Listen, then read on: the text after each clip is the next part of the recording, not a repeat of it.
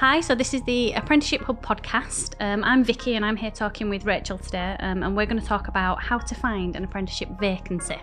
So Rachel, have you got any kind of hints and tips on how people can find an apprenticeship vacancy and where to look?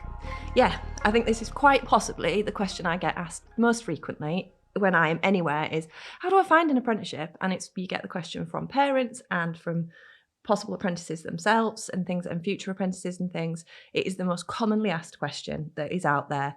And that is because there's not one straight answer to it. Right. There's lots of different ways that you can find an apprenticeship vacancy. So one of the ones that most people have heard of is the most common route to go and find an apprenticeship, and it is where the largest quantity of vacancies are listed. The government has a website called Find an Apprenticeship website. Literally type into Google, find an apprenticeship. It will be the first website that pops up. It's the government website. All apprenticeship vacancies all companies are encouraged to use the government website. Not all do, but there is a large majority on there. When you're on the website as well, you can search through by sector and by area.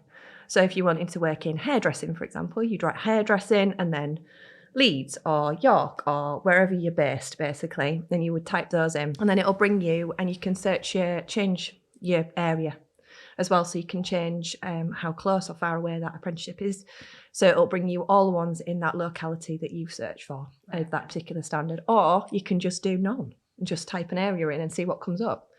A lot of people aren't quite sure sometimes where they want to go in their careers, and that can be a really nice way to do it. Just going, right, let's see what's around me and let's see what's of interest to me, and a really good way to get started of seeing what you might want to do and what takes your interest, and then maybe have an apply and see how it goes. Especially because it's an apprenticeship, so you're going to be getting that training anyway, so you can just start it from scratch anyway. Yeah, because another common thing we hear a lot when we go out and about to fairs and job fairs and events is, I don't know what I want to do. Well, an apprenticeship can be a really good way to do that, to get that idea of what you do like to do and what you want to do. And it might not be that set thing that you go and do that apprenticeship in, but then you might find that there's elements of what you do that you do like, that then you can progress your career into that area instead and use some of the skills and knowledge that you've developed. So that's the government website. Another one is the Get My First Job, which is another website which lists apprenticeship vacancies. Again, you can search it down by area, by sector and things like that, and that will bring you up vacancies. They're the kind of mainstream sites that you can go for. When we look at the other sort of online areas is social media. Yeah. Lots and lots of companies will actually advertise their vacancies on their websites and on their social media different threads. I always would encourage somebody looking for an apprenticeship to research. Like, if you're going to go into an apprenticeship in brain surgery, there isn't one, but it's a bad example. But if you wanted to do that, wouldn't you research who was the best in brain surgery? Yeah. To think about where you want to work for. If you wanted to be an astronaut, you'd be on NASA's website, right? Yeah. So why wouldn't you do that with any other industry that you want to work in? So you would do some research about companies that are around you, and what they do, and then you can use that as a guide then to go, oh right, they sound interesting, let me go to their website, let me look at their social medias, see what's there and what's available. It might be that when you actually do that research that you find that employer does offer an apprenticeship, but it's maybe not available at that very given time. Some employers will only offer them at set periods of time, and they'll take on what's called like a cohort or a group of apprentices all at once and start them all at the same time. So you might find that they might not be recruiting for 6 months, but then you can sort of go, right, I'm going to set myself a reminder. I'm going to apply for that vacancy when it does come available.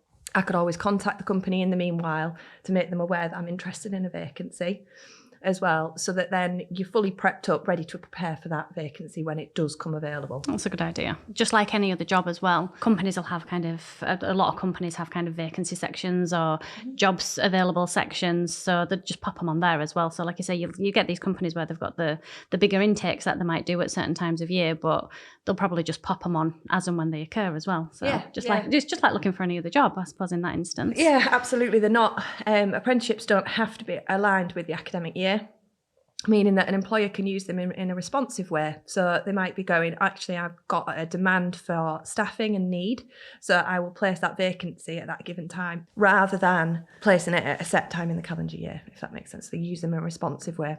So it's always one of the most common things, I think, for an apprenticeship, and people will say, I've applied for vacancies, I'm not getting them filled, and things like that. One of the best things you can do that will set you aside from other applicants is get yourself a CV and a covering letter. Again, like what you'd do if you were looking for a normal job. So you'd make sure that your CV were up to date and that you had a cover letter so that if you saw something, you could be straight in there and you can be that kind of that first candidate and you can stand out from everybody else. Absolutely. So you go in with your CV, covering letter, make yourself look smart. It doesn't need to be a suit, but make yourself look smart and present yourself to that workplace if possible. So they see you and who you are and that you're willing to get yourself there and put yourself in front of them, and showing that you've shown that initiative, which a lot of employers will really value, that you're willing to do that, and sort of saying, I'm here, this is my details, this is what I'm interested in. If you ever need vacancies now or in the future, please contact me, and things like that. So it gives you that opportunity.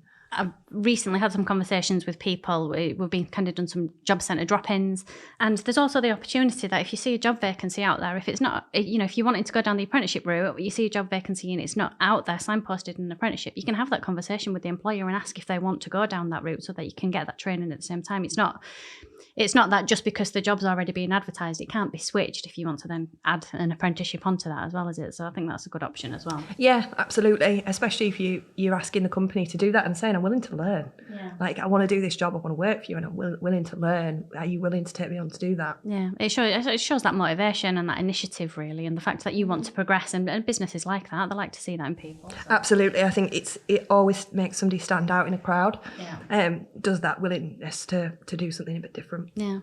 I suppose, you've got your employer out there, but you've also got training providers that are out there doing it as well. So approaching training providers, I'm guessing, is another route you could go down, because they'll have vacancies. I know I've seen on different training providers' websites, colleges, or you've got your independent training providers, or universities, because you've got your higher level ones. Yeah. They'll post those vacancies as well. So you can go down that route. It's not just always about looking for the employer, especially if you're looking just from a sector point of view. Yeah. Certain providers will do certain sectors, so you can look at those as well, can't you? Yeah, the training providers offer them and advertise them, because until that person's got a person filling the vacancy, they're not delivering the training, so they're not getting paid. Yeah. So they're incentivised to want to fill that vacancy. So if you approach them and say, I'm looking for an apprenticeship, right, what are you looking for is usually the question. Yeah. And how can we get you into a role? The other thing is looking out for any sort of apprenticeship recruitment fairs and things like that. Yeah. That might be happening in your area, or job fairs, so that then you can actually go and talk to employers in person. So opportunities like that are really good, because it gives you a chance to actually have them conversations with somebody, rather than just reading something online and not knowing how that might transcend into actually people.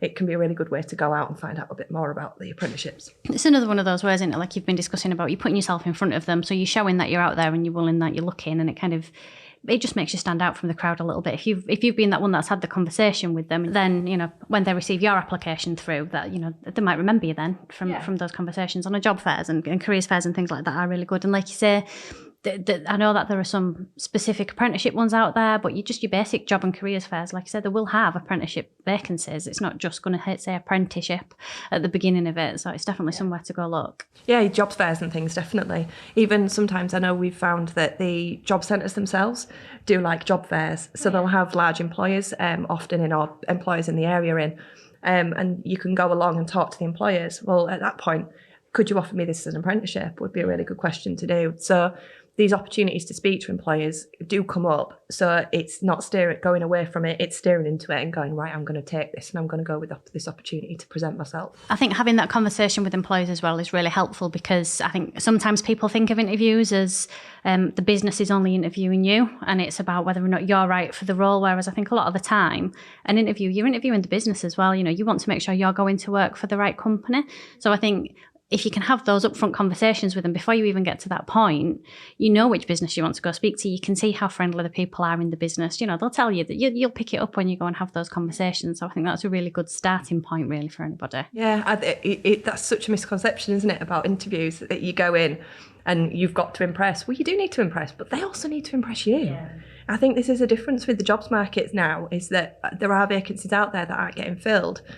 And the employers need to turn it back around and think, what's going to make that candidate want to come to me? And offering apprenticeships can be a way to attract candidates that they didn't necessarily attract previously, which more and more businesses are jumping on board with and starting to offer. Yeah, well, it's like we were saying, it's showing the fact that you want to do an apprenticeship, it's showing that you're motivated and that you're willing to learn. Offer an apprenticeship is showing that you're willing to invest in your people and that you want to develop your people as well. So it works both ways. Yeah, absolutely. Yeah. I know that there are tons of kind of different websites out there. You know, like you say, if you do a Google search, there'll be different websites that have got different, you know, you've got your typical job websites. And I think if you go in them, they've got kind of filters and you can type in apprenticeships. And I think there are a few other specific apprenticeship ones, but we've mentioned kind of the main ones. And, you know, Google's everyone's best friend. So you can go on there and have a look. And just type it in, see what's there, think about the industries that you want to be in, and then research from there, really. And as you say, careers or early careers is often where apprenticeships are shown on websites, on employer websites. So just sort of hone in on them areas and then read up and then make contact, basically. One thing actually that we've not discussed is the fact that, and we've mentioned it in kind of in other podcasts and other conversations, the fact that an apprenticeship's not just for a new starter. So just because, you know, your company might be advertising an apprenticeship, just because you work for that company doesn't mean you can't go for that vacancy. Or just because you work for a company, if you want to progress and you want to use an apprenticeship to do it, you can have that conversation with your employer as well, and you can make that vacancy available for yourself. So yeah, I didn't even think of that because we were talking about how to find rather than, and actually, yes, they're a really good skill to use for upskilling. So how to find one, you might be finding one within your own company that you're working for, or you might be looking aside and going, actually, I'm going to move to somewhere else and find that apprenticeship vacancy to see me on to my next step. So yeah, they're a really good method. Right, lovely. Thank you. Thank you very much. Okay.